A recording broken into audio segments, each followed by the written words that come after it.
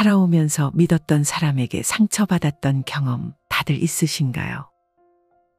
큰 상처를 받게 되면 복수를 하고 싶다는 마음이 자연스럽게 우리의 마음에 자리 잡게 됩니다. 나에게 상처를 준 사람에게 할 수 있는 최고의 복수는 무엇일까요? 오늘은 부처님 말씀과 세계적인 철학가들의 명언을 바탕으로 최고의 복수를 하는 방법, 그리고 상처받은 마음을 다스리는 방법에 대해 공부하겠습니다. 망각보다 더 심한 복수는 없다.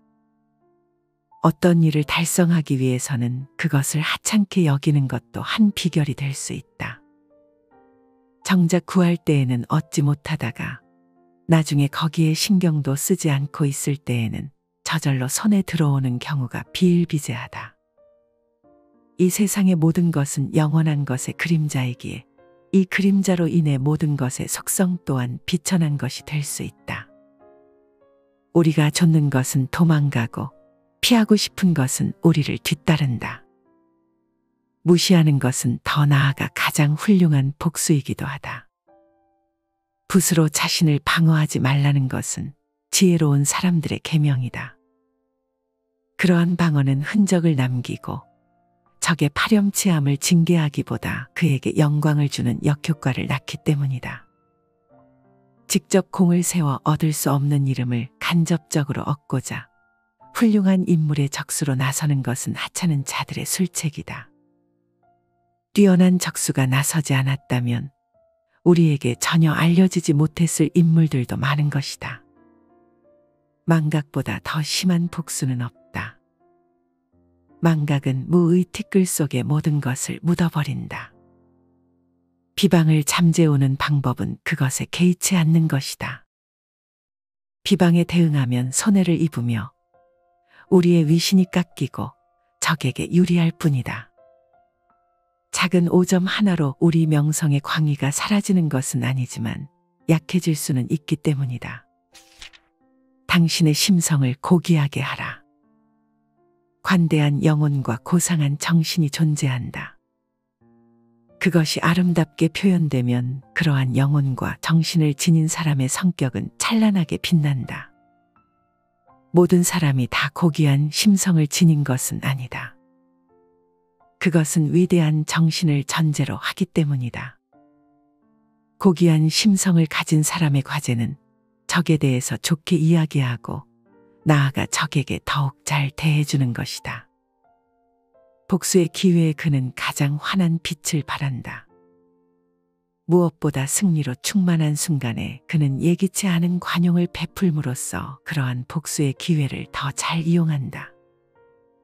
그는 수완을 발휘해 자신의 정략을 아름답게 장식한다.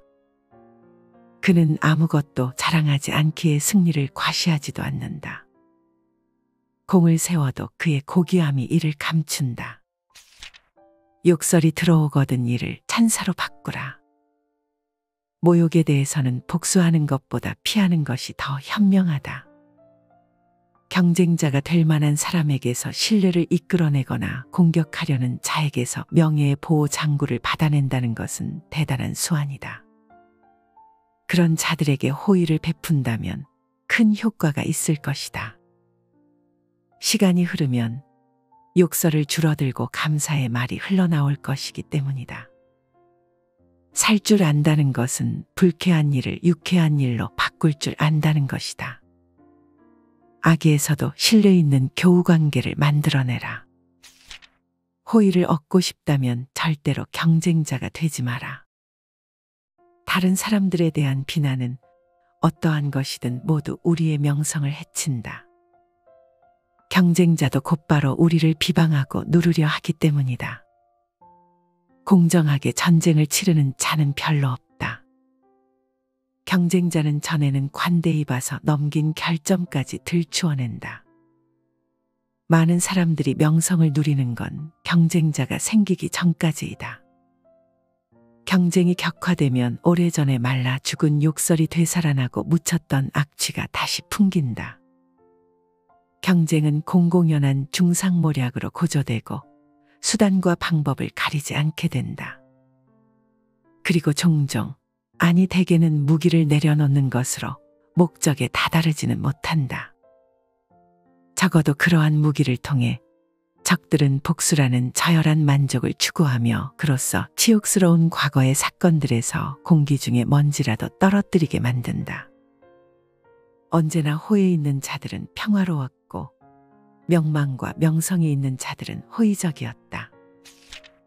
영원히 사랑하지도 영원히 증오하지도 마라. 오늘의 친구가 내일의 적, 그것도 가장 나쁜 적이 될 수 있음을 생각하라. 이는 실제로 일어날 수 있는 일이기에 정말로 조심해야 한다. 우정의 변절자에게 무기를 쥐어주어 나중에 피비린내 나는 전쟁을 일으키지 않도록 하라. 반대로 적에게는 언제나 화해의 문을 열어두도록 하라. 그것도 가장 확실한 관용의 문을 열어두라. 너무 성급한 복수가 고통의 근원이 되는 경우가 많다. 그리고 자신이 행한 악행을 기뻐하는 마음이 비탄으로 변할 수도 있다. 허영심이 강한 사람은 복수심이 강하다. 사람은 부당한 대우를 받으면 복수하려는 강한 충동을 느낀다. 그래서 복수에는 단맛이 있다라는 말도 있다. 이것은 복수에 의한 많은 희생을 통해 증명되어 왔다. 이 같은 희생은 복수 그 자체를 즐기기 위해서 치러진 경우도 있다. 영국의 낭만파 시인이자 소설가인 월터 스콧은 복수는 지금까지 지옥에서 요리된 음식 중에서 가장 맛있는 음식이다라고 말했다. 사람들은 자연의 재난에 의한 피해에 대해서는 고통스럽지만 복수를 품지 않는다. 하지만 다른 사람의 의지 때문에 받은 피해에 대해서는 참지 못한다. 특히 다른 사람의 폭력이나 관계로 인한 피해에 대해서는 자신의 무력감과 열등 의식 때문에 보상 심리가 작용하게 된다. 따라서 상대방이 폭력이나 관계로 가한 피해에 대해서는 똑같은 수단으로 맞받아치려고 한다. 자신도 가해자 못지않게 우월하다는 것을 증명해 보이려는 것이다. 따라서 자만심이나 허영심이 강한 사람들은 복수심도 강하다. 원수지는 것은 곧 화를 심는 것이다. 남과 원수지는 것은 화를 심는다고 이르고 선을 두고도 행하지 않는 것을 스스로 해친다고 이른다. 독수리와 여우가 친구가 되어 서로 이웃하여 살기로 했다. 가까이서 지내는 것이 우정을 돈독히 하리라는 희망에서였다. 독수리는 아주 높은 나무 꼭대기로 날아가 거기에 알을 깎고 여우는 아래 덤불에서 새끼를 낳았다. 어느 날 여우가 새끼들을 두고 먹을 것을 찾아 나가자 배가 고팠던 독수리는 덤불 속에 있던 새끼 여우들을 낚아챘다. 그러고는 제 새끼들과 함께 맛있게 먹어 치웠다. 돌아온 여우는 새끼들이 없어진 것을 보고는 깜짝 놀랐다. 그리고 곧 독수리가 새끼들을 먹어 치웠다는 것을 알아차렸다. 새끼들을 잃은 것은 고통스러웠지만 독수리에게 복수하기는 쉬운 일이 아니었다. 땅 아래서만 맴돌고 있는 처지에 어떻게 하늘을 나는 새를 잡을 수 있겠는가? 여우가 할 수 있는 일이란 먼 발치에 서서 새끼를 죽인 원수를 저주하는 것이 고작이었다. 그러나 오래지 않아 독수리는 벌을 받게 되었다. 한 무리의 사람들이 들판에서 염소를 제물로 바치자 독수리가 제단으로 내려와 불타고 있는 염소를 물어 새끼들에게 주려고 했다. 그러나 그때 돌풍이 일어 둥우리의 마른 줄기에 불이 붙어 타들기 시작했다. 채 깃털이 자라지 않은 독수리 새끼들이 불에 타 땅바닥으로 하나둘씩 떨어졌다. 이를 지켜보던 여우는 새끼 독수리들이 떨어진 곳으로 달려가 어미가 보는 앞에서 새끼들을 모두 맛있게 먹어 치웠다. 우정의 약속을 깨뜨린 사람들은 하늘의 보복을 피할 수 없다는 것이 이 우화의 요점이다. 남과 원수진다는 사실 자체가 이미 자신에게 화를 심는 것과 같으며 선을 두고도 행하지 않는 것 역시 자기 자신을 해치는 것과 다름없다. 덕을 앞지를 수 있는 것은 아무것도 없다. 위태롭고 험한 것을 알면 법망에 걸리는 일이 없고 선하고 어진 사람을 청거하면 몸을 편안히 할 수 있다. 어진 일과 덕을 베풀면 대대로 번영을 가져오게 되고 시기하고 복수할 마음을 품으면 자손에게 환난이 닥친다. 남에게 손해를 끼치고 자기를 이롭게 하면 자손이 뛰어나지 못하고 많은 사람을 해쳐 자기 집안을 이룬다면 그 부귀는 오래갈 수 없다. 나쁜 이름을 얻고 참혹한 형벌을 받게 되는 것은 모두 교묘한 말 때문이며 화를 당해서 몸을 다치게 되는 것은 모두 어질지 못함이 불러들인 것이다. 밝고 옳고 크고 착하고 빛나고 아름답고 부드러운 마음씨와 행실을 통틀어 덕이라고 한다. 사람은 누구나 덕을 지니고 태어났다. 그러나 살아가면서 이 덕성의 품목들을 하나씩 잊어버리거나 아니면 영혼에서 분리시켜 쓰레기 더미에 던져버렸다. 어떤 사람들은 이러한 덕성을 송두리째 드러내 폐기시켜 버림으로써 스스로 악명을 높이는가 하면 또 어떤 사람들은 이 모든 덕성을 자기 자신을 위장시키는 도구로 삼는 것도 서슴지 않는다. 두 소년이 고기를 사기 위해 푸죽간으로 들어갔다. 푸죽간 주인이 등을 돌렸을 때 한 소년이 고기의 내장을 슬쩍해서 옆에 서 있는 친구의 호주머니에 집어넣었다. 몸을 돌린 푸죽간 주인은 내장이 없어진 것을 보고 두 소년을 크게 나무랐다. 그러자 도둑질한 소년은 자신은 절대로 그것을 가지고 있지 않다고 주인에게 맹세했고 그 내장을 가지고 있는 소년은 자기는 절대 훔친 일이 없다고 맹세했다. 그들의 속임수를 꿰뚫어 본 푸죽간 주인이 말했다. 좋다. 거짓 맹세로 나를 속일 수는 있다. 그러나 하느님만은 결코 속일 수 없다는 것을 깨달을 날이 올 거다. 그 소년들은 얼마나 교묘한 말로 주인을 속이고 있는가. 도둑질한 소년이 내장을 가지고 있지 않은 것은 진실이다. 내장을 가지고 있는 소년은 결코 훔친 적이 없다고 한 맹세 역시 진실이다. 그러나 아무데도 진실은 없다. 그 진실은 어디로 갔는가? 소년들의 어리석음 속으로 숨어버렸는가? 아니면 그들의 영악함 속으로 숨어버렸는가? 그것도 아니면 푸죽간 주인의 억울함 속으로 숨어버렸는가? 아리스토텔레스가 말했다. 덕을 아는 것만으론 충분하지 않다. 우리들은 그것을 가지려고 또는 그것을 이용하려고 혹은 우리들을 선하게 만들어줄 어떤 방도를 강구하려고 애쓰지 않으면 안 된다. 원수는 은혜로부터 나타난다. 원한은 덕으로부터 나타난다. 그러므로 사람들로 하여금 내게 덕이 있다고 여기게 하기보다는 차라리 덕과 원한을 모두 있게 하는 것이 낫다. 원수는 은혜로부터 나타난다. 그러므로 사람들로 하여금 나의 은혜를 알게 하기보다는 차라리 은혜와 원한을 모두 없애버리는 것이 낫다. 원한에는 원통한 생각과 뉘우침이 복합적으로 섞여 있다. 원통하며 후회스럽기도 한 감정은 쉽사리 풀리지 않는다. 아버지의 원수를 고소하여 형을 받게 한 젊은이를 만난 카토는 그의 손을 잡고 이렇게 말했다. 부모가 세상을 떠난 뒤라 할지라도 그 원한은 이렇게 풀어야 하오. 양이나 염소의 피로서가 아니라 생전의 원수들의 눈물과 법으로서 말이오. 어떻게 해서든지 원한은 풀어야 한다는 이야기다. 원한을 풀지 않고 가슴에 묻어둔다는 것은 삶 자체를 형틀에 가둬두는 것과도 다를 바 없다. 문제는 원한의 감정에서 물러서는 것이다. 심리가 모래바닥이라도 눈찌를 가시나무가 있다는 속담도 있지만 친한 법 가운데서도 얼마든지 원수는 생겨나기 마련이다.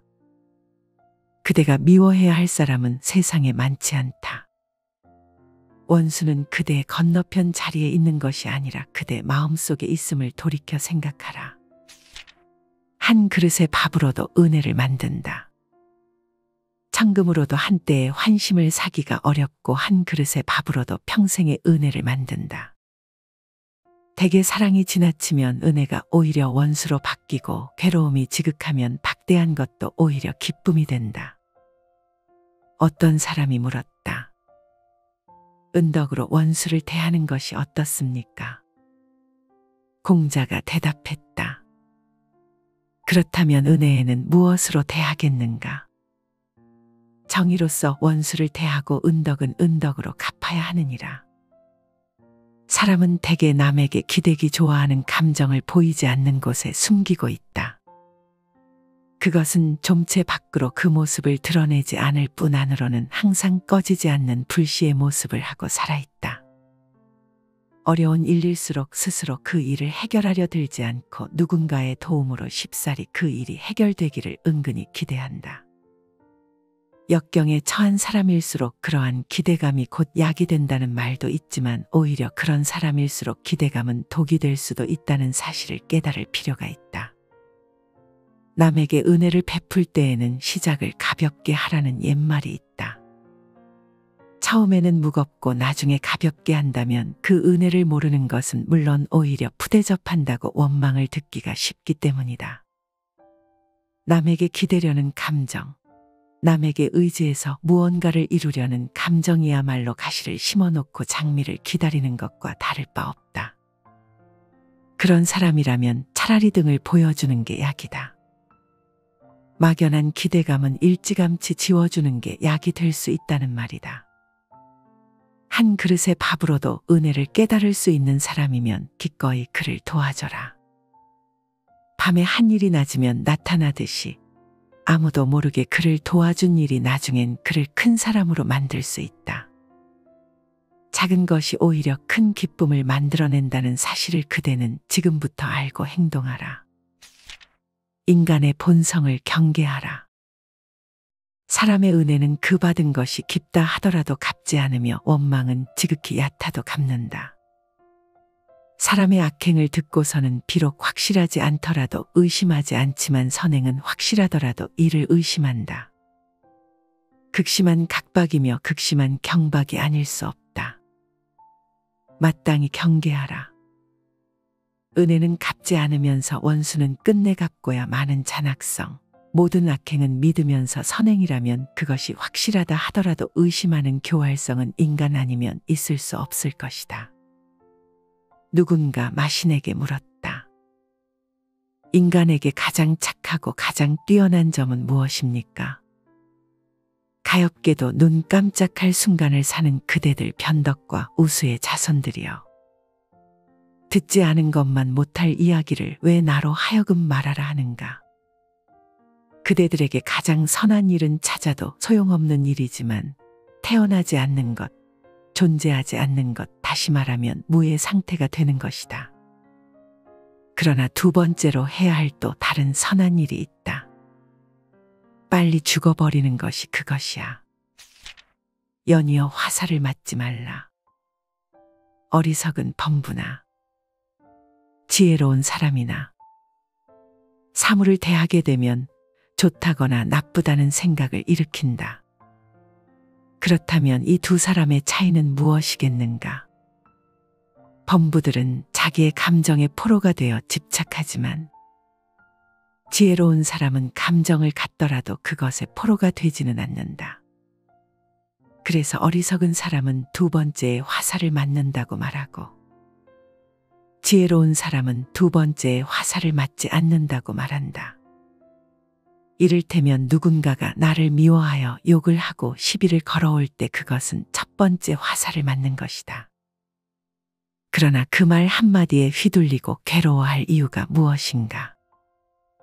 어리석은 사람은 욕을 들음으로써 괴롭고 연이어 그 괴로운 감정의 포로가 되어 오랫동안 그 욕 한마디에 집착함으로 또 한 번 괴롭다.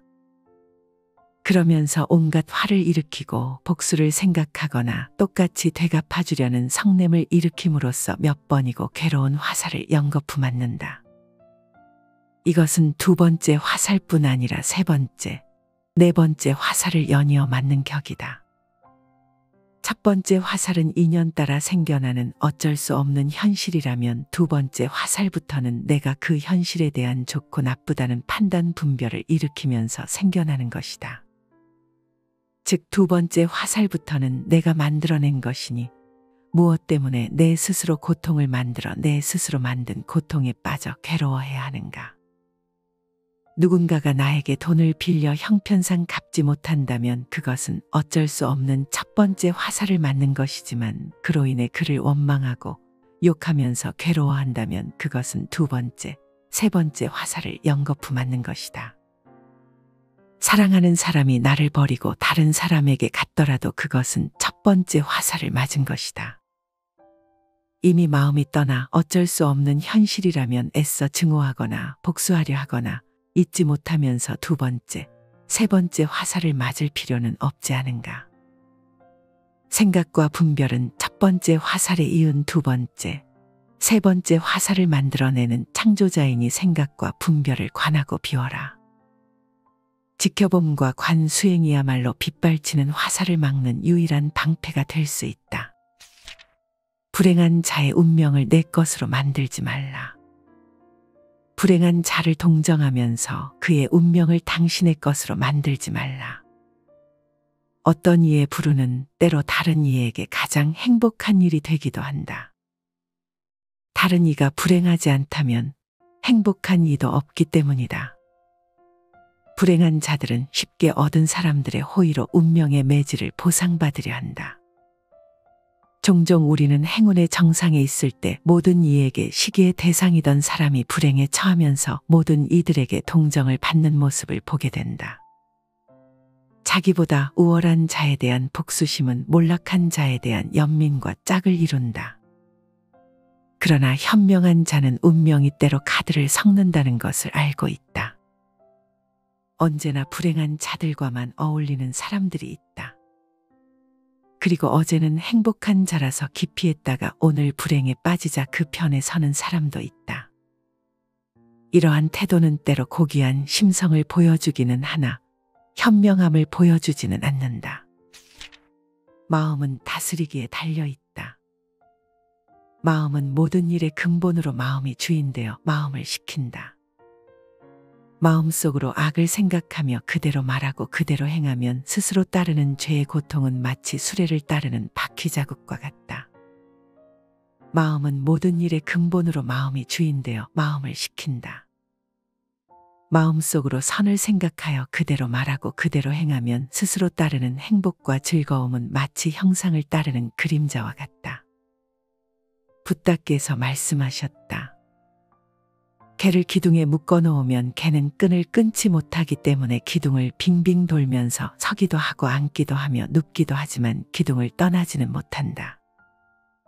이처럼 사람들도 육신에 묶여 탐욕을 일으키고 매달려 떠나지 못하기 때문에 욕심의 갈증을 벗어나지 못한다. 그것은 이미 오랜 세월 동안 마음이 탐욕과 분노와 어리석음에 물들었기 때문이다. 수행자여, 마음이 번거로우면 세상이 번거롭고 마음이 맑고 깨끗하면 중생계 또한 맑고 깨끗해진다.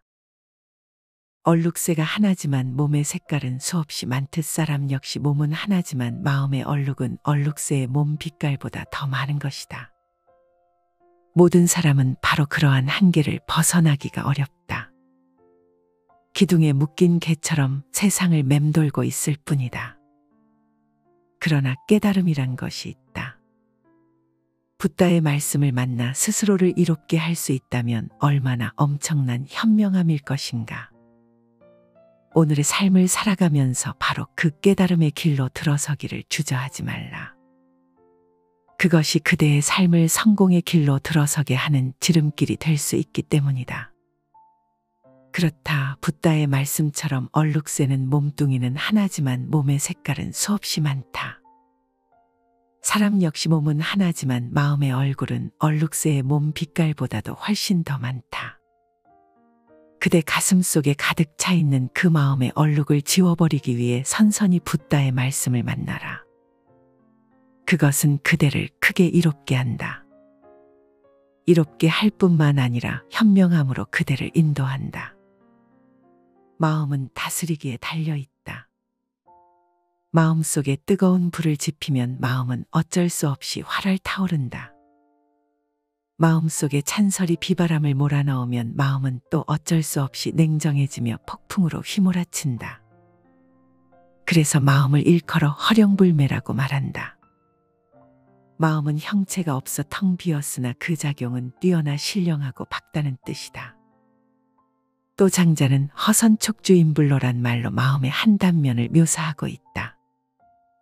사람이 타지 않은 빈 배가 남의 배에 부딪혀도 사람은 노하지 않는다는 뜻으로 마음을 비우면 남의 감정을 상하게 하는 일이 없음을 비유하는 것이다. 로맹 롤랑은 이렇게 말했다.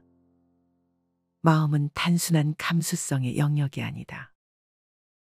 나는 그것을 내면 생활의 넓은 왕국으로 생각한다. 나는 그 왕국을 자유로이 지배할 수 있으며 또 자기의 근원적인 힘에 의한 영웅은 무수한 적과도 대응할 수 있는 힘을 가지는 법이다. 망각보다 더 심한 복수는 없다. 어떤 일을 달성하기 위해서는 그것을 하찮게 여기는 것도 한 비결이 될 수 있다. 정작 구할 때에는 얻지 못하다가 나중에 거기에 신경도 쓰지 않고 있을 때에는 저절로 손에 들어오는 경우가 비일비재하다. 이 세상의 모든 것은 영원한 것의 그림자이기에 이 그림자로 인해 모든 것의 속성 또한 비천한 것이 될 수 있다. 우리가 좇는 것은 도망가고 피하고 싶은 것은 우리를 뒤따른다. 무시하는 것은 더 나아가 가장 훌륭한 복수이기도 하다. 붓으로 자신을 방어하지 말라는 것은 지혜로운 사람들의 계명이다. 그러한 방어는 흔적을 남기고 적의 파렴치함을 징계하기보다 그에게 영광을 주는 역효과를 낳기 때문이다. 직접 공을 세워 얻을 수 없는 이름을 간접적으로 얻고자 훌륭한 인물의 적수로 나서는 것은 하찮은 자들의 술책이다. 뛰어난 적수가 나서지 않았다면 우리에게 전혀 알려지지 못했을 인물들도 많은 것이다. 망각보다 더 심한 복수는 없다. 망각은 무의 티끌 속에 모든 것을 묻어버린다. 비방을 잠재우는 방법은 그것에 개의치 않는 것이다. 비방에 대응하면 손해를 입으며 우리의 위신이 깎이고 적에게 유리할 뿐이다. 작은 오점 하나로 우리 명성의 광의가 사라지는 것은 아니지만 약해질 수는 있기 때문이다. 당신의 심성을 고귀하게 하라. 관대한 영혼과 고상한 정신이 존재한다. 그것이 아름답게 표현되면 그러한 영혼과 정신을 지닌 사람의 성격은 찬란하게 빛난다. 모든 사람이 다 고귀한 심성을 지닌 것은 아니다. 그것은 위대한 정신을 전제로 하기 때문이다. 고귀한 심성을 가진 사람의 과제는 적에 대해서 좋게 이야기하고 나아가 적에게 더욱 잘 대해주는 것이다. 복수의 기회에 그는 가장 환한 빛을 발한다. 무엇보다 승리로 충만한 순간에 그는 예기치 않은 관용을 베풀므로써 그러한 복수의 기회를 더 잘 이용한다. 그는 수완을 발휘해 자신의 정략을 아름답게 장식한다. 그는 아무것도 자랑하지 않기에 승리를 과시하지도 않는다. 공을 세워도 그의 고귀함이 이를 감춘다. 욕설이 들어오거든 이를 찬사로 바꾸라. 모욕에 대해서는 복수하는 것보다 피하는 것이 더 현명하다. 경쟁자가 될 만한 사람에게서 신뢰를 이끌어내거나 공격하려는 자에게서 명예의 보호 장구를 받아낸다는 것은 대단한 수완이다. 그런 자들에게 호의를 베푼다면 큰 효과가 있을 것이다. 시간이 흐르면 욕설을 줄어들고 감사의 말이 흘러나올 것이기 때문이다. 살 줄 안다는 것은 불쾌한 일을 유쾌한 일로 바꿀 줄 안다는 것이다. 악의에서도 신뢰 있는 교우관계를 만들어내라. 호의를 얻고 싶다면 절대로 경쟁자가 되지 마라. 다른 사람들에 대한 비난은 어떠한 것이든 모두 우리의 명성을 해친다. 경쟁자도 곧바로 우리를 비방하고 누르려 하기 때문이다. 공정하게 전쟁을 치르는 자는 별로 없다. 경쟁자는 전에는 관대히 봐서 넘긴 결점까지 들추어낸다. 많은 사람들이 명성을 누리는 건 경쟁자가 생기기 전까지이다. 경쟁이 격화되면 오래전에 말라 죽은 욕설이 되살아나고 묻혔던 악취가 다시 풍긴다. 경쟁은 공공연한 중상모략으로 고조되고 수단과 방법을 가리지 않게 된다. 그리고 종종, 아니 대개는 무기를 내려놓는 것으로 목적에 다다르지는 못한다. 적어도 그러한 무기를 통해 적들은 복수라는 저열한 만족을 추구하며 그로써 치욕스러운 과거의 사건들에서 공기 중에 먼지라도 떨어뜨리게 만든다. 언제나 호에 있는 자들은 평화로웠고 명망과 명성이 있는 자들은 호의적이었다. 영원히 사랑하지도 영원히 증오하지도 마라. 오늘의 친구가 내일의 적, 그것도 가장 나쁜 적이 될 수 있음을 생각하라. 이는 실제로 일어날 수 있는 일이기에 정말로 조심해야 한다. 우정의 변절자에게 무기를 쥐어주어 나중에 피비린내 나는 전쟁을 일으키지 않도록 하라. 반대로 적에게는 언제나 화해의 문을 열어두도록 하라. 그것도 가장 확실한 관용의 문을 열어두라. 너무 성급한 복수가 고통의 근원이 되는 경우가 많다. 그리고 자신이 행한 악행을 기뻐하는 마음이 비탄으로 변할 수도 있다. 허영심이 강한 사람은 복수심이 강하다. 사람은 부당한 대우를 받으면 복수하려는 강한 충동을 느낀다. 그래서 복수에는 단맛이 있다라는 말도 있다. 이것은 복수에 의한 많은 희생을 통해 증명되어 왔다. 이 같은 희생은 복수 그 자체를 즐기기 위해서 치러진 경우도 있다. 영국의 낭만파 시인이자 소설가인 월터 스콧은 복수는 지금까지 지옥에서 요리된 음식 중에서 가장 맛있는 음식이다라고 말했다. 사람들은 자연의 재난에 의한 피해에 대해서는 고통스럽지만 복수를 품지 않는다. 하지만 다른 사람의 의지 때문에 받은 피해에 대해서는 참지 못한다. 특히 다른 사람의 폭력이나 관계로 인한 피해에 대해서는 자신의 무력감과 열등 의식 때문에 보상 심리가 작용하게 된다. 따라서 상대방이 폭력이나 관계로 가한 피해에 대해서는 똑같은 수단으로 맞받아치려고 한다. 자신도 가해자 못지않게 우월하다는 것을 증명해 보이려는 것이다. 따라서 자만심이나 허영심이 강한 사람들은 복수심도 강하다. 원수지는 것은 곧 화를 심는 것이다. 남과 원수지는 것은 화를 심는다고 이르고 선을 두고도 행하지 않는 것을 스스로 해친다고 이른다. 독수리와 여우가 친구가 되어 서로 이웃하여 살기로 했다. 가까이서 지내는 것이 우정을 돈독히 하리라는 희망에서였다. 독수리는 아주 높은 나무 꼭대기로 날아가 거기에 알을 깎고 여우는 아래 덤불에서 새끼를 낳았다. 어느 날 여우가 새끼들을 두고 먹을 것을 찾아 나가자 배가 고팠던 독수리는 덤불 속에 있던 새끼 여우들을 낚아챘다. 그러고는 제 새끼들과 함께 맛있게 먹어 치웠다. 돌아온 여우는 새끼들이 없어진 것을 보고는 깜짝 놀랐다. 그리고 곧 독수리가 새끼들을 먹어 치웠다는 것을 알아차렸다. 새끼들을 잃은 것은 고통스러웠지만 독수리에게 복수하기는 쉬운 일이 아니었다. 땅 아래서만 맴돌고 있는 처지에 어떻게 하늘을 나는 새를 잡을 수 있겠는가. 여우가 할 수 있는 일이란 먼발치에 서서 새끼를 죽인 원수를 저주하는 것이 고작이었다. 그러나 오래지 않아 독수리는 벌을 받게 되었다. 한 무리의 사람들이 들판에서 염소를 제물로 바치자 독수리가 제단으로 내려와 불타고 있는 염소를 물어 새끼들에게 주려고 했다. 그러나 그때 돌풍이 일어 둥우리의 마른 줄기에 불이 붙어 타들기 시작했다. 채 깃털이 자라지 않은 독수리 새끼들이 불에 타 땅바닥으로 하나둘씩 떨어졌다. 이를 지켜보던 여우는 새끼 독수리들이 떨어진 곳으로 달려가 어미가 보는 앞에서 새끼들을 모두 맛있게 먹어 치웠다. 우정의 약속을 깨뜨린 사람들은 하늘의 보복을 피할 수 없다는 것이 이 우화의 요점이다. 남과 원수진다는 사실 자체가 이미 자신에게 화를 심는 것과 같으며 선을 두고도 행하지 않는 것 역시 자기 자신을 해치는 것과 다름없다.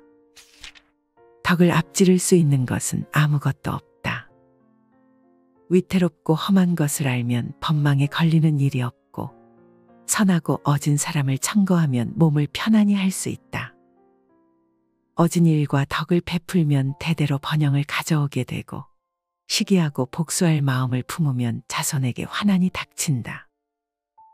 남에게 손해를 끼치고 자기를 이롭게 하면 자손이 뛰어나지 못하고 많은 사람을 해쳐 자기 집안을 이룬다면 그 부귀는 오래갈 수 없다. 나쁜 이름을 얻고 참혹한 형벌을 받게 되는 것은 모두 교묘한 말 때문이며 화를 당해서 몸을 다치게 되는 것은 모두 어질지 못함이 불러들인 것이다.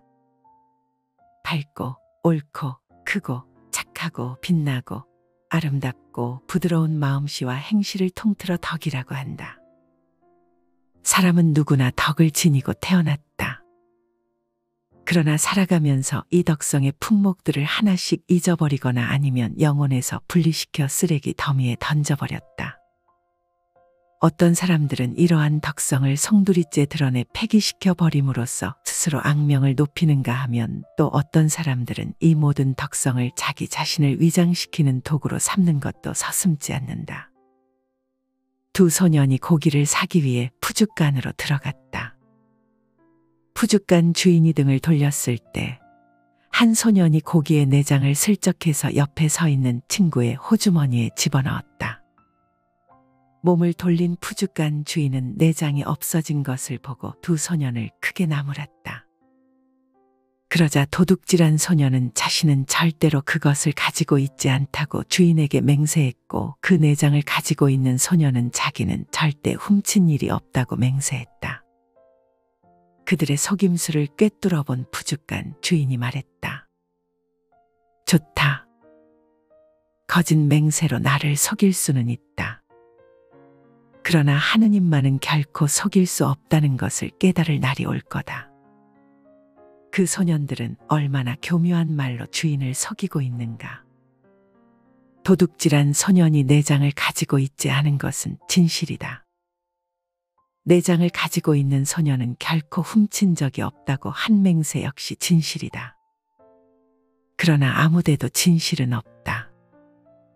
그 진실은 어디로 갔는가? 소년들의 어리석음 속으로 숨어버렸는가?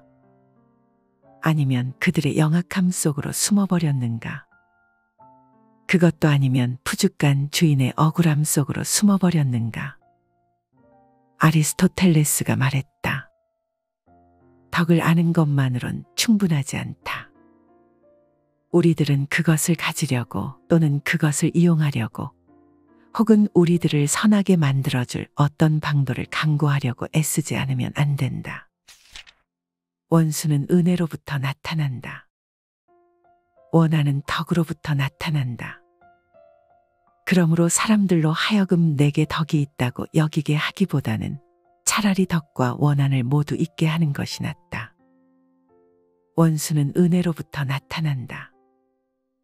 그러므로 사람들로 하여금 나의 은혜를 알게 하기보다는 차라리 은혜와 원한을 모두 없애버리는 것이 낫다. 원한에는 원통한 생각과 뉘우침이 복합적으로 섞여 있다. 원통하며 후회스럽기도 한 감정은 쉽사리 풀리지 않는다. 아버지의 원수를 고소하여 형을 받게 한 젊은이를 만난 카토는 그의 손을 잡고 이렇게 말했다. 부모가 세상을 떠난 뒤라 할지라도 그 원한은 이렇게 풀어야 하오.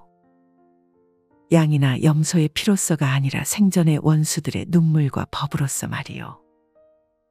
어떻게 해서든지 원한은 풀어야 한다는 이야기다. 원한을 풀지 않고 가슴에 묻어둔다는 것은 삶 자체를 형틀에 가둬두는 것과도 다를 바 없다. 문제는 원한의 감정에서 물러서는 것이다. 심리가 모래바닥이라도 눈찌를 가시나무가 있다는 속담도 있지만 친한 법 가운데서도 얼마든지 원수는 생겨나기 마련이다. 그대가 미워해야 할 사람은 세상에 많지 않다.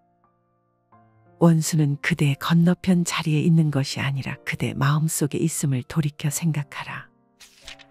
한 그릇의 밥으로도 은혜를 만든다. 천금으로도 한때의 환심을 사기가 어렵고 한 그릇의 밥으로도 평생의 은혜를 만든다. 대개 사랑이 지나치면 은혜가 오히려 원수로 바뀌고 괴로움이 지극하면 박대한 것도 오히려 기쁨이 된다. 어떤 사람이 물었다. 은덕으로 원수를 대하는 것이 어떻습니까? 공자가 대답했다. 그렇다면 은혜에는 무엇으로 대하겠는가? 정의로서 원수를 대하고 은덕은 은덕으로 갚아야 하느니라. 사람은 대개 남에게 기대기 좋아하는 감정을 보이지 않는 곳에 숨기고 있다. 그것은 좀체 밖으로 그 모습을 드러내지 않을 뿐 안으로는 항상 꺼지지 않는 불씨의 모습을 하고 살아있다.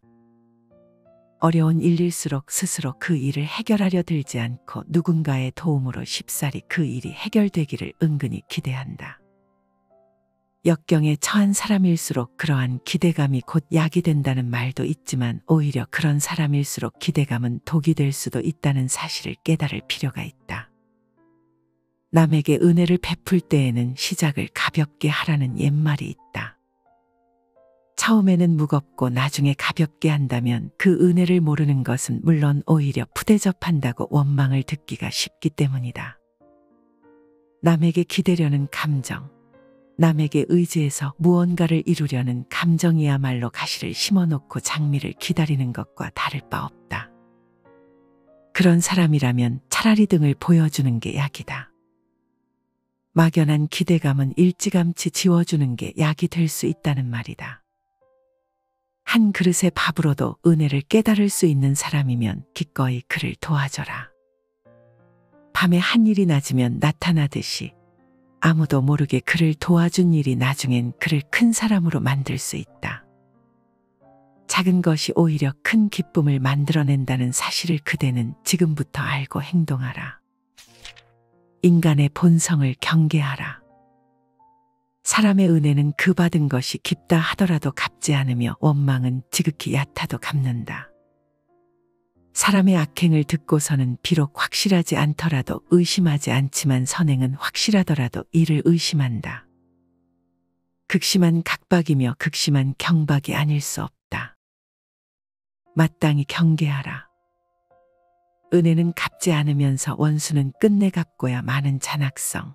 모든 악행은 믿으면서 선행이라면 그것이 확실하다 하더라도 의심하는 교활성은 인간 아니면 있을 수 없을 것이다. 누군가 마신에게 물었다. 인간에게 가장 착하고 가장 뛰어난 점은 무엇입니까? 가엾게도 눈 깜짝할 순간을 사는 그대들 변덕과 우수의 자손들이여. 듣지 않은 것만 못할 이야기를 왜 나로 하여금 말하라 하는가? 그대들에게 가장 선한 일은 찾아도 소용없는 일이지만 태어나지 않는 것, 존재하지 않는 것, 다시 말하면 무의 상태가 되는 것이다. 그러나 두 번째로 해야 할 또 다른 선한 일이 있다. 빨리 죽어버리는 것이 그것이야. 연이어 화살을 맞지 말라. 어리석은 범부나 지혜로운 사람이나 사물을 대하게 되면 좋다거나 나쁘다는 생각을 일으킨다. 그렇다면 이 두 사람의 차이는 무엇이겠는가? 범부들은 자기의 감정의 포로가 되어 집착하지만 지혜로운 사람은 감정을 갖더라도 그것의 포로가 되지는 않는다. 그래서 어리석은 사람은 두 번째에 화살을 맞는다고 말하고 지혜로운 사람은 두 번째에 화살을 맞지 않는다고 말한다. 이를테면 누군가가 나를 미워하여 욕을 하고 시비를 걸어올 때 그것은 첫 번째 화살을 맞는 것이다. 그러나 그 말 한마디에 휘둘리고 괴로워할 이유가 무엇인가? 어리석은 사람은 욕을 들음으로써 괴롭고 연이어 그 괴로운 감정의 포로가 되어 오랫동안 그 욕 한마디에 집착함으로 또 한 번 괴롭다. 그러면서 온갖 화를 일으키고 복수를 생각하거나 똑같이 되갚아주려는 성냄을 일으킴으로써 몇 번이고 괴로운 화살을 연거푸 맞는다. 이것은 두 번째 화살뿐 아니라 세 번째, 네 번째 화살을 연이어 맞는 격이다. 첫 번째 화살은 인연 따라 생겨나는 어쩔 수 없는 현실이라면 두 번째 화살부터는 내가 그 현실에 대한 좋고 나쁘다는 판단 분별을 일으키면서 생겨나는 것이다. 즉 두 번째 화살부터는 내가 만들어낸 것이니 무엇 때문에 내 스스로 고통을 만들어 내 스스로 만든 고통에 빠져 괴로워해야 하는가. 누군가가 나에게 돈을 빌려 형편상 갚지 못한다면 그것은 어쩔 수 없는 첫 번째 화살을 맞는 것이지만 그로 인해 그를 원망하고 욕하면서 괴로워한다면 그것은 두 번째, 세 번째 화살을 연거푸 맞는 것이다. 사랑하는 사람이 나를 버리고 다른 사람에게 갔더라도 그것은 첫 번째 화살을 맞은 것이다. 이미 마음이 떠나 어쩔 수 없는 현실이라면 애써 증오하거나 복수하려 하거나 잊지 못하면서 두 번째, 세 번째 화살을 맞을 필요는 없지 않은가. 생각과 분별은 첫 번째 화살에 이은 두 번째, 세 번째 화살을 만들어내는 창조자이니 생각과 분별을 관하고 비워라. 지켜봄과 관 수행이야말로 빗발치는 화살을 막는 유일한 방패가 될 수 있다. 불행한 자의 운명을 내 것으로 만들지 말라. 불행한 자를 동정하면서 그의 운명을 당신의 것으로 만들지 말라. 어떤 이의 불운은 때로 다른 이에게 가장 행복한 일이 되기도 한다. 다른 이가 불행하지 않다면 행복한 이도 없기 때문이다. 불행한 자들은 쉽게 얻은 사람들의 호의로 운명의 매질을 보상받으려 한다. 종종 우리는 행운의 정상에 있을 때 모든 이에게 시기의 대상이던 사람이 불행에 처하면서 모든 이들에게 동정을 받는 모습을 보게 된다. 자기보다 우월한 자에 대한 복수심은 몰락한 자에 대한 연민과 짝을 이룬다. 그러나 현명한 자는 운명이 때로 카드를 섞는다는 것을 알고 있다. 언제나 불행한 자들과만 어울리는 사람들이 있다.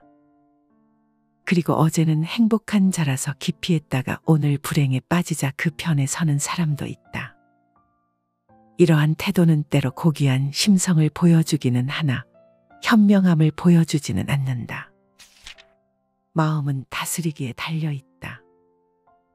마음은 모든 일의 근본으로 마음이 주인되어 마음을 시킨다.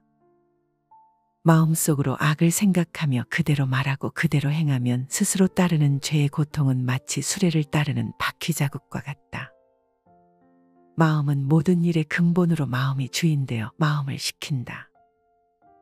마음속으로 선을 생각하여 그대로 말하고 그대로 행하면 스스로 따르는 행복과 즐거움은 마치 형상을 따르는 그림자와 같다. 붓다께서 말씀하셨다. 개를 기둥에 묶어 놓으면 개는 끈을 끊지 못하기 때문에 기둥을 빙빙 돌면서 서기도 하고 앉기도 하며 눕기도 하지만 기둥을 떠나지는 못한다. 이처럼 사람들도 육신에 묶여 탐욕을 일으키고 매달려 떠나지 못하기 때문에 욕심의 갈증을 벗어나지 못한다. 그것은 이미 오랜 세월 동안 마음이 탐욕과 분노와 어리석음에 물들었기 때문이다. 수행자여, 마음이 번거로우면 세상이 번거롭고 마음이 맑고 깨끗하면 중생계 또한 맑고 깨끗해진다. 얼룩새가 하나지만 몸의 색깔은 수없이 많듯 사람 역시 몸은 하나지만 마음의 얼룩은 얼룩새의 몸 빛깔보다 더 많은 것이다. 모든 사람은 바로 그러한 한계를 벗어나기가 어렵다. 기둥에 묶인 개처럼 세상을 맴돌고 있을 뿐이다. 그러나 깨달음이란 것이 있다. 붓다의 말씀을 만나 스스로를 이롭게 할 수 있다면 얼마나 엄청난 현명함일 것인가. 오늘의 삶을 살아가면서 바로 그 깨달음의 길로 들어서기를 주저하지 말라. 그것이 그대의 삶을 성공의 길로 들어서게 하는 지름길이 될 수 있기 때문이다. 그렇다, 붓다의 말씀처럼 얼룩새는 몸뚱이는 하나지만 몸의 색깔은 수없이 많다. 사람 역시 몸은 하나지만 마음의 얼굴은 얼룩새의 몸 빛깔보다도 훨씬 더 많다. 그대 가슴 속에 가득 차 있는 그 마음의 얼룩을 지워버리기 위해 선선히 붓다의 말씀을 만나라. 그것은 그대를 크게 이롭게 한다. 이롭게 할 뿐만 아니라 현명함으로 그대를 인도한다. 마음은 다스리기에 달려있다. 마음속에 뜨거운 불을 지피면 마음은 어쩔 수 없이 활활 타오른다. 마음속에 찬설이 비바람을 몰아넣으면 마음은 또 어쩔 수 없이 냉정해지며 폭풍으로 휘몰아친다. 그래서 마음을 일컬어 허령불매라고 말한다. 마음은 형체가 없어 텅 비었으나 그 작용은 뛰어나 신령하고 박다는 뜻이다. 또 장자는 허선촉주인불로란 말로 마음의 한 단면을 묘사하고 있다. 사람이 타지 않은 빈 배가 남의 배에 부딪혀도 사람은 노하지 않는다는 뜻으로 마음을 비우면 남의 감정을 상하게 하는 일이 없음을 비유하는 것이다. 로맹 롤랑은 이렇게 말했다. 마음은 단순한 감수성의 영역이 아니다. 나는 그것을 내면 생활의 넓은 왕국으로 생각한다. 나는 그 왕국을 자유로이 지배할 수 있으며 또 자기의 근원적인 힘에 의한 영웅은 무수한 적과도 대응할 수 있는 힘을 가지는 법이다. 망각보다 더 심한 복수는 없다. 어떤 일을 달성하기 위해서는 그것을 하찮게 여기는 것도 한 비결이 될 수 있다. 정작 구할 때에는 얻지 못하다가 나중에 거기에 신경도 쓰지 않고 있을 때에는 저절로 손에 들어오는 경우가 비일비재하다. 이 세상의 모든 것은 영원한 것의 그림자이기에 이 그림자로 인해 모든 것의 속성 또한 비천한 것이 될 수 있다. 우리가 좇는 것은 도망가고 피하고 싶은 것은 우리를 뒤따른다. 무시하는 것은 더 나아가 가장 훌륭한 복수이기도 하다. 붓으로 자신을 방어하지 말라는 것은 지혜로운 사람들의 계명이다. 그러한 방어는 흔적을 남기고 적의 파렴치함을 징계하기보다 그에게 영광을 주는 역효과를 낳기 때문이다. 직접 공을 세워 얻을 수 없는 이름을 간접적으로 얻고자 훌륭한 인물의 적수로 나서는 것은 하찮은 자들의 술책이다.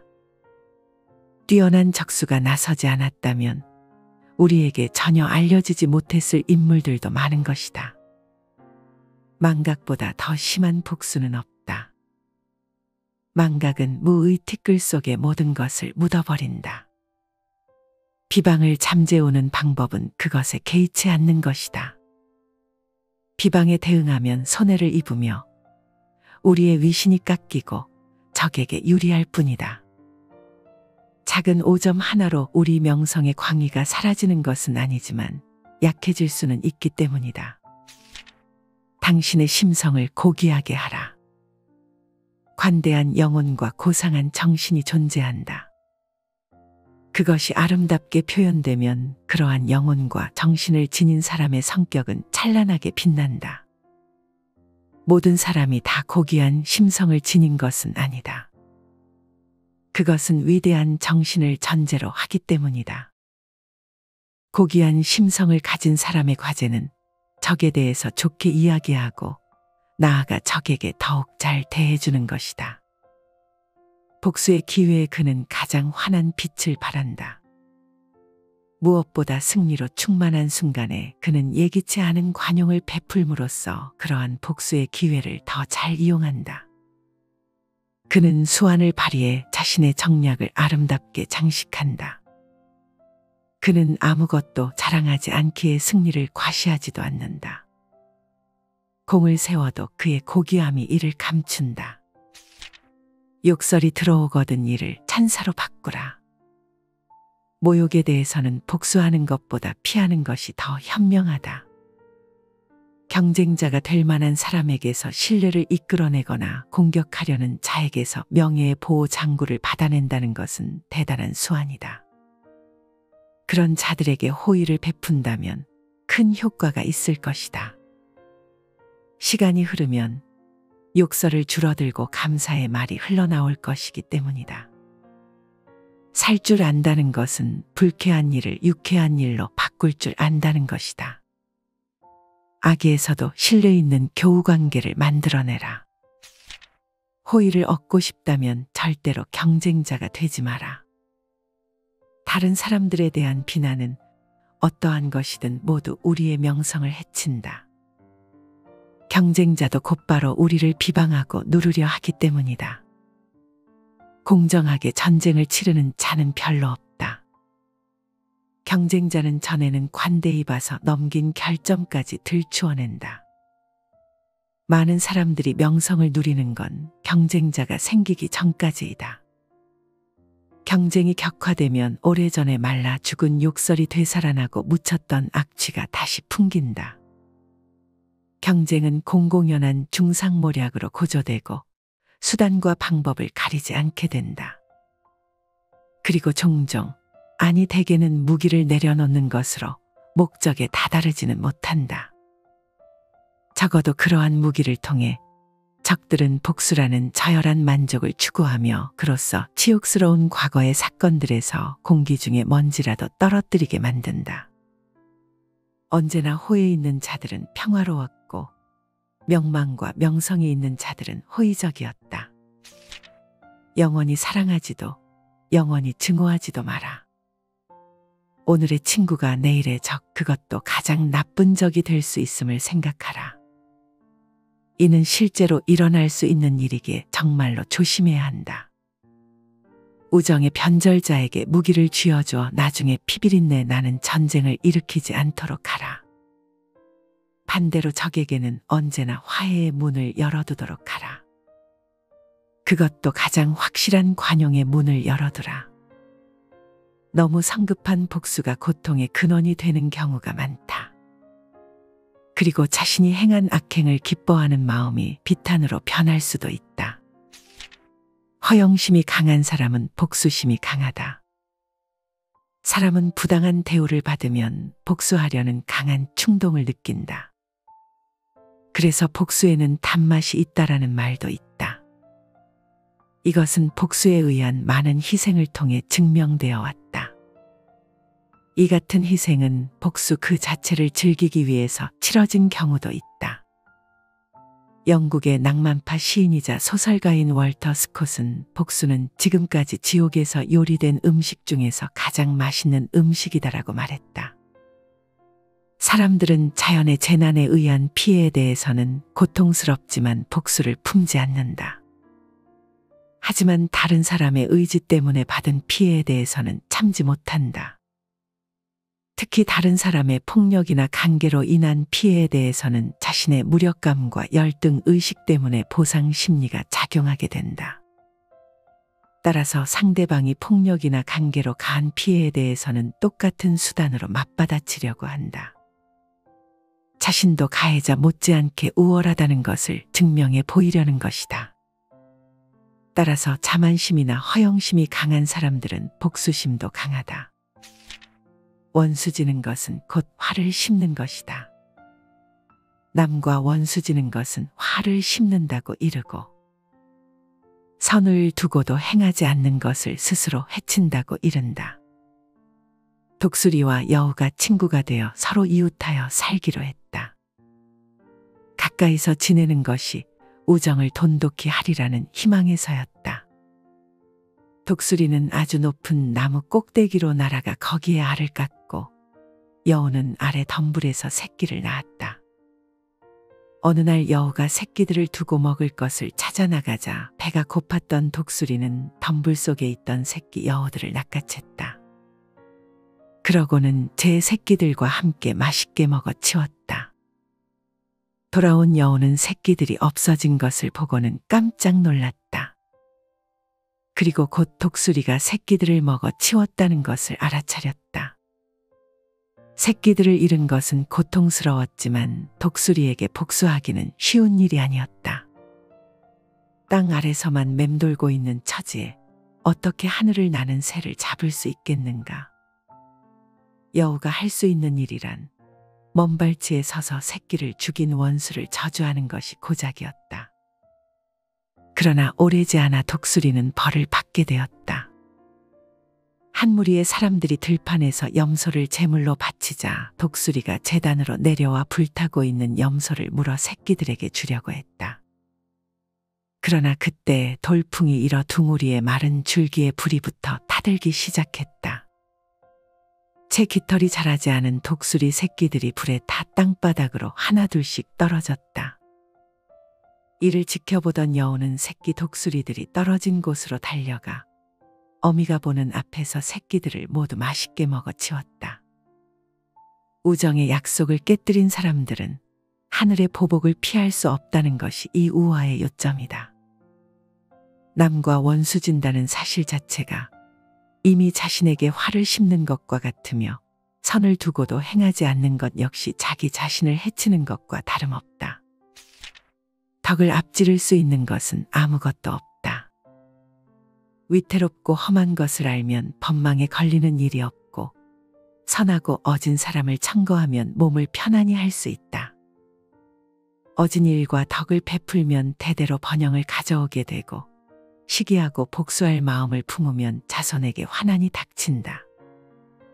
남에게 손해를 끼치고 자기를 이롭게 하면 자손이 뛰어나지 못하고 많은 사람을 해쳐 자기 집안을 이룬다면 그 부귀는 오래갈 수 없다. 나쁜 이름을 얻고 참혹한 형벌을 받게 되는 것은 모두 교묘한 말 때문이며 화를 당해서 몸을 다치게 되는 것은 모두 어질지 못함이 불러들인 것이다. 밝고 옳고 크고 착하고 빛나고 아름답고 부드러운 마음씨와 행실을 통틀어 덕이라고 한다. 사람은 누구나 덕을 지니고 태어났다. 그러나 살아가면서 이 덕성의 품목들을 하나씩 잊어버리거나 아니면 영혼에서 분리시켜 쓰레기 더미에 던져버렸다. 어떤 사람들은 이러한 덕성을 송두리째 드러내 폐기시켜 버림으로써 스스로 악명을 높이는가 하면 또 어떤 사람들은 이 모든 덕성을 자기 자신을 위장시키는 도구로 삼는 것도 서슴지 않는다. 두 소년이 고기를 사기 위해 푸죽간으로 들어갔다. 푸죽간 주인이 등을 돌렸을 때 한 소년이 고기의 내장을 슬쩍해서 옆에 서 있는 친구의 호주머니에 집어넣었다. 몸을 돌린 푸죽간 주인은 내장이 없어진 것을 보고 두 소년을 크게 나무랐다. 그러자 도둑질한 소년은 자신은 절대로 그것을 가지고 있지 않다고 주인에게 맹세했고 그 내장을 가지고 있는 소년은 자기는 절대 훔친 일이 없다고 맹세했다. 그들의 속임수를 꿰뚫어 본 푸죽간 주인이 말했다. 좋다. 거짓 맹세로 나를 속일 수는 있다. 그러나 하느님만은 결코 속일 수 없다는 것을 깨달을 날이 올 거다. 그 소년들은 얼마나 교묘한 말로 주인을 속이고 있는가. 도둑질한 소년이 내장을 가지고 있지 않은 것은 진실이다. 내장을 가지고 있는 소년은 결코 훔친 적이 없다고 한 맹세 역시 진실이다. 그러나 아무데도 진실은 없다. 그 진실은 어디로 갔는가? 소년들의 어리석음 속으로 숨어버렸는가? 아니면 그들의 영악함 속으로 숨어버렸는가? 그것도 아니면 푸죽간 주인의 억울함 속으로 숨어버렸는가? 아리스토텔레스가 말했다. 덕을 아는 것만으론 충분하지 않다. 우리들은 그것을 가지려고 또는 그것을 이용하려고 혹은 우리들을 선하게 만들어줄 어떤 방도를 강구하려고 애쓰지 않으면 안 된다. 원수는 은혜로부터 나타난다. 원한은 덕으로부터 나타난다. 그러므로 사람들로 하여금 내게 덕이 있다고 여기게 하기보다는 차라리 덕과 원한을 모두 있게 하는 것이 낫다. 원수는 은혜로부터 나타난다.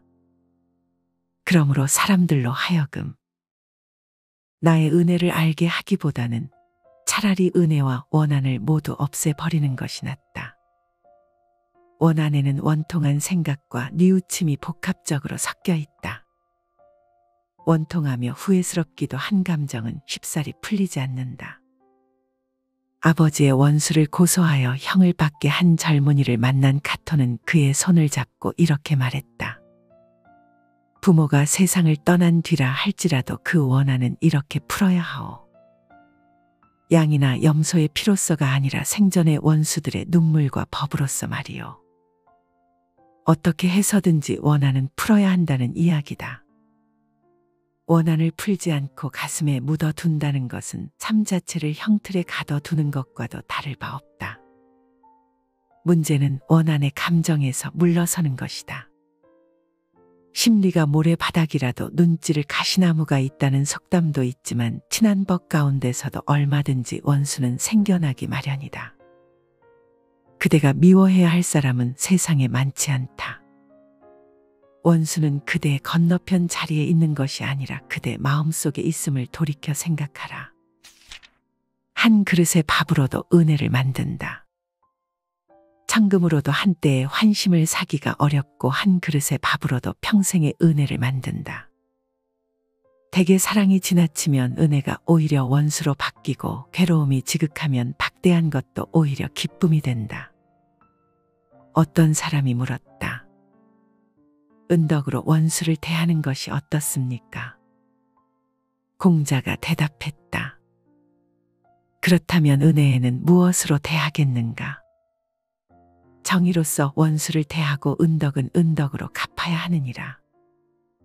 사람은 대개 남에게 기대기 좋아하는 감정을 보이지 않는 곳에 숨기고 있다. 그것은 좀체 밖으로 그 모습을 드러내지 않을 뿐 안으로는 항상 꺼지지 않는 불씨의 모습을 하고 살아있다. 어려운 일일수록 스스로 그 일을 해결하려 들지 않고 누군가의 도움으로 쉽사리 그 일이 해결되기를 은근히 기대한다. 역경에 처한 사람일수록 그러한 기대감이 곧 약이 된다는 말도 있지만 오히려 그런 사람일수록 기대감은 독이 될 수도 있다는 사실을 깨달을 필요가 있다. 남에게 은혜를 베풀 때에는 시작을 가볍게 하라는 옛말이 있다. 처음에는 무겁고 나중에 가볍게 한다면 그 은혜를 모르는 것은 물론 오히려 푸대접한다고 원망을 듣기가 쉽기 때문이다. 남에게 기대려는 감정, 남에게 의지해서 무언가를 이루려는 감정이야말로 가시를 심어놓고 장미를 기다리는 것과 다를 바 없다. 그런 사람이라면 차라리 등을 보여주는 게 약이다. 막연한 기대감은 일찌감치 지워주는 게 약이 될 수 있다는 말이다. 한 그릇의 밥으로도 은혜를 깨달을 수 있는 사람이면 기꺼이 그를 도와줘라. 밤에 한 일이 낮으면 나타나듯이 아무도 모르게 그를 도와준 일이 나중엔 그를 큰 사람으로 만들 수 있다. 작은 것이 오히려 큰 기쁨을 만들어낸다는 사실을 그대는 지금부터 알고 행동하라. 인간의 본성을 경계하라. 사람의 은혜는 그 받은 것이 깊다 하더라도 갚지 않으며 원망은 지극히 얕아도 갚는다. 사람의 악행을 듣고서는 비록 확실하지 않더라도 의심하지 않지만 선행은 확실하더라도 이를 의심한다. 극심한 각박이며 극심한 경박이 아닐 수 없다. 마땅히 경계하라. 은혜는 갚지 않으면서 원수는 끝내 갚고야 마는 잔악성. 모든 악행은 믿으면서 선행이라면 그것이 확실하다 하더라도 의심하는 교활성은 인간 아니면 있을 수 없을 것이다. 누군가 마신에게 물었다. 인간에게 가장 착하고 가장 뛰어난 점은 무엇입니까? 가엾게도 눈 깜짝할 순간을 사는 그대들 변덕과 우수의 자손들이여. 듣지 않은 것만 못할 이야기를 왜 나로 하여금 말하라 하는가? 그대들에게 가장 선한 일은 찾아도 소용없는 일이지만 태어나지 않는 것, 존재하지 않는 것, 다시 말하면 무의 상태가 되는 것이다. 그러나 두 번째로 해야 할 또 다른 선한 일이 있다. 빨리 죽어버리는 것이 그것이야. 연이어 화살을 맞지 말라. 어리석은 범부나 지혜로운 사람이나 사물을 대하게 되면 좋다거나 나쁘다는 생각을 일으킨다. 그렇다면 이 두 사람의 차이는 무엇이겠는가? 범부들은 자기의 감정의 포로가 되어 집착하지만 지혜로운 사람은 감정을 갖더라도 그것의 포로가 되지는 않는다. 그래서 어리석은 사람은 두 번째에 화살을 맞는다고 말하고 지혜로운 사람은 두 번째에 화살을 맞지 않는다고 말한다. 이를테면 누군가가 나를 미워하여 욕을 하고 시비를 걸어올 때 그것은 첫 번째 화살을 맞는 것이다. 그러나 그 말 한마디에 휘둘리고 괴로워할 이유가 무엇인가? 어리석은 사람은 욕을 들음으로써 괴롭고 연이어 그 괴로운 감정의 포로가 되어 오랫동안 그 욕 한마디에 집착함으로 또 한 번 괴롭다. 그러면서 온갖 화를 일으키고 복수를 생각하거나 똑같이 되갚아주려는 성냄을 일으킴으로써 몇 번이고 괴로운 화살을 연거푸 맞는다. 이것은 두 번째 화살뿐 아니라 세 번째, 네 번째 화살을 연이어 맞는 격이다. 첫 번째 화살은 인연 따라 생겨나는 어쩔 수 없는 현실이라면 두 번째 화살부터는 내가 그 현실에 대한 좋고 나쁘다는 판단 분별을 일으키면서 생겨나는 것이다. 즉 두 번째 화살부터는 내가 만들어낸 것이니 무엇 때문에 내 스스로 고통을 만들어 내 스스로 만든 고통에 빠져 괴로워해야 하는가?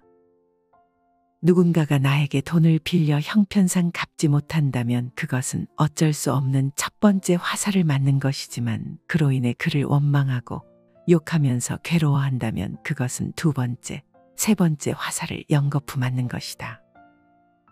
사랑하는 사람이 나를 버리고 다른 사람에게 갔더라도 그것은 첫 번째 화살을 맞은 것이다. 이미 마음이 떠나 어쩔 수 없는 현실이라면 애써 증오하거나 복수하려 하거나 잊지 못하면서 두 번째, 세 번째 화살을 맞을 필요는 없지 않은가. 생각과 분별은 첫 번째 화살에 이은 두 번째, 세 번째 화살을 만들어내는 창조자이니 생각과 분별을 관하고 비워라. 지켜봄과 관 수행이야말로 빗발치는 화살을 막는 유일한 방패가 될 수 있다. 불행한 자의 운명을 내 것으로 만들지 말라. 불행한 자를 동정하면서 그의 운명을 당신의 것으로 만들지 말라. 어떤 이의 불운은 때로 다른 이에게 가장 행복한 일이 되기도 한다. 다른 이가 불행하지 않다면 행복한 이도 없기 때문이다. 불행한 자들은 쉽게 얻은 사람들의 호의로 운명의 매질을 보상받으려 한다. 종종 우리는 행운의 정상에 있을 때 모든 이에게 시기의 대상이던 사람이 불행에 처하면서 모든 이들에게 동정을 받는 모습을 보게 된다. 자기보다 우월한 자에 대한 복수심은 몰락한 자에 대한 연민과 짝을 이룬다. 그러나 현명한 자는 운명이 때로 카드를 섞는다는 것을 알고 있다. 언제나 불행한 자들과만 어울리는 사람들이 있다. 그리고 어제는 행복한 자라서 기피했다가 오늘 불행에 빠지자 그 편에 서는 사람도 있다. 이러한 태도는 때로 고귀한 심성을 보여주기는 하나 현명함을 보여주지는 않는다. 마음은 다스리기에 달려있다. 마음은 모든 일의 근본으로 마음이 주인되어 마음을 시킨다. 마음속으로 악을 생각하며 그대로 말하고 그대로 행하면 스스로 따르는 죄의 고통은 마치 수레를 따르는 바퀴 자국과 같다. 마음은 모든 일의 근본으로 마음이 주인되어 마음을 시킨다.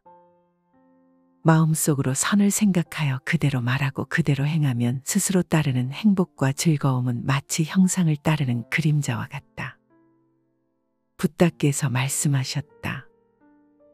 개를 기둥에 묶어 놓으면 개는 끈을 끊지 못하기 때문에 기둥을 빙빙 돌면서 서기도 하고 앉기도 하며 눕기도 하지만 기둥을 떠나지는 못한다.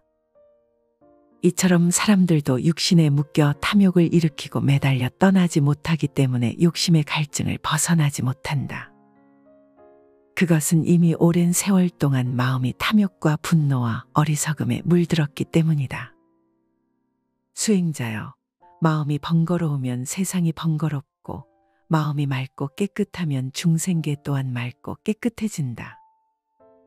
얼룩새가 하나지만 몸의 색깔은 수없이 많듯 사람 역시 몸은 하나지만 마음의 얼룩은 얼룩새의 몸 빛깔보다 더 많은 것이다.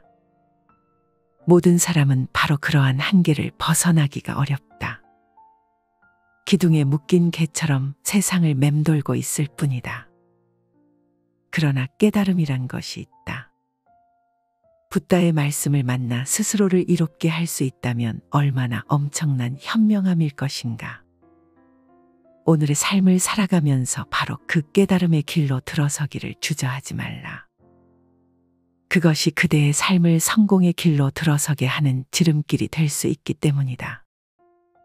그렇다. 붓다의 말씀처럼 얼룩새는 몸뚱이는 하나지만 몸의 색깔은 수없이 많다. 사람 역시 몸은 하나지만 마음의 얼굴은 얼룩새의 몸 빛깔보다도 훨씬 더 많다. 그대 가슴 속에 가득 차 있는 그 마음의 얼룩을 지워버리기 위해 선선히 붓다의 말씀을 만나라. 그것은 그대를 크게 이롭게 한다. 이롭게 할 뿐만 아니라 현명함으로 그대를 인도한다. 마음은 다스리기에 달려있다. 마음속에 뜨거운 불을 지피면 마음은 어쩔 수 없이 활활 타오른다. 마음속에 찬설이 비바람을 몰아넣으면 마음은 또 어쩔 수 없이 냉정해지며 폭풍으로 휘몰아친다. 그래서 마음을 일컬어 허령불매라고 말한다. 마음은 형체가 없어 텅 비었으나 그 작용은 뛰어나 신령하고 박다는 뜻이다. 또 장자는 허선촉주인불로란 말로 마음의 한 단면을 묘사하고 있다. 사람이 타지 않은 빈 배가 남의 배에 부딪혀도 사람은 노하지 않는다는 뜻으로 마음을 비우면 남의 감정을 상하게 하는 일이 없음을 비유하는 것이다. 로맹 롤랑은 이렇게 말했다. 마음은 단순한 감수성의 영역이 아니다. 나는 그것을 내면 생활의 넓은 왕국으로 생각한다. 나는 그 왕국을 자유로이 지배할 수 있으며 또 자기의 근원적인 힘에 의한 영웅은 무수한 적과도 대응할 수 있는 힘을 가지는 법이다.